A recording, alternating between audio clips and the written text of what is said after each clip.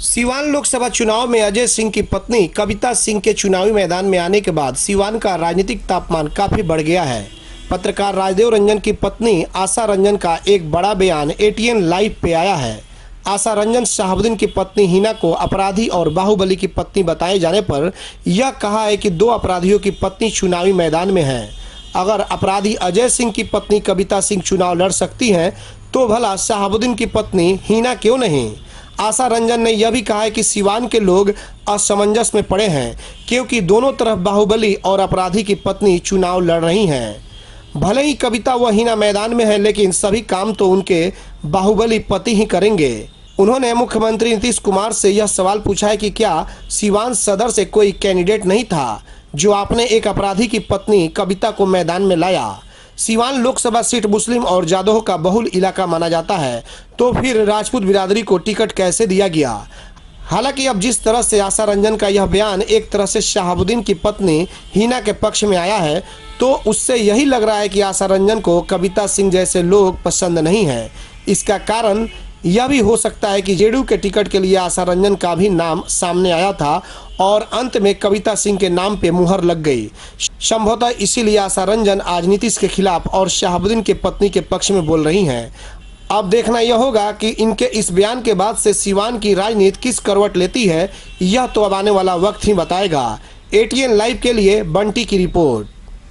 हम इसे अब क्या कहें, मतलब ये सीवान की जनता के लिए थोड़ा आश्चर्यचकित भी है और दुखद भी है कि यहाँ आम जनता का कोई महत्व नहीं है। यहाँ पर अगर महत्व है तो सिर्फ बाहुबली का महत्व है।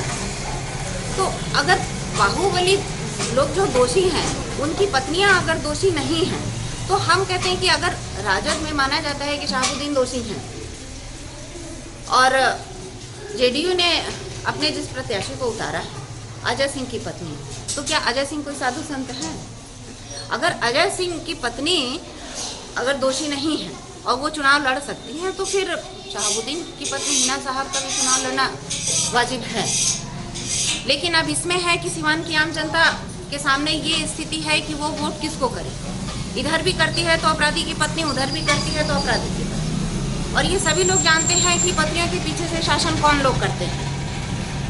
अभी तक का ये रिकॉर्ड रहा है कि जितने भी हमारे मुखिया चाहे पंचायत के जो भी सदस्य हैं, महिलाओं को उसमें प्राथमिकता दी गई है, लेकिन महिलाओं के पीछे कार्य कौन करता है? मुखिया पति लोग करते हैं, प्रमुख पति लोग करते हैं। तो सीधी सी बात है कि इसमें भी एमपी के पति लोग ही कार्यरत रहेंगे और शासन भी उन्हीं लोग का चलेगा। तो मेरे हिसाब से तो सीवान की जनता के लिए इस समय सबसे मुश्किल घड़ी है। वो नहीं समझ पा रही है कि वो किसको वोट करे। और इसमें सबसे अच्छा एक ऑप्शन ईवीएम मशीन में आ गया है नोटा का।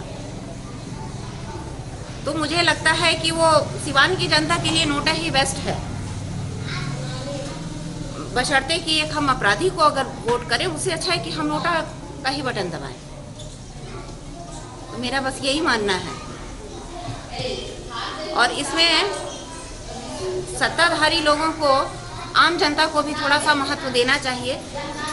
जेडीयू ने अपना प्रत्याशी जो उतारा तो उससे ये साफ साबित हो गया कि सीवान में इसका मतलब कोई भी कैंडिडेट ऐसा नहीं है कि जो एमपी के पद के लिए चुनाव लड़ सके।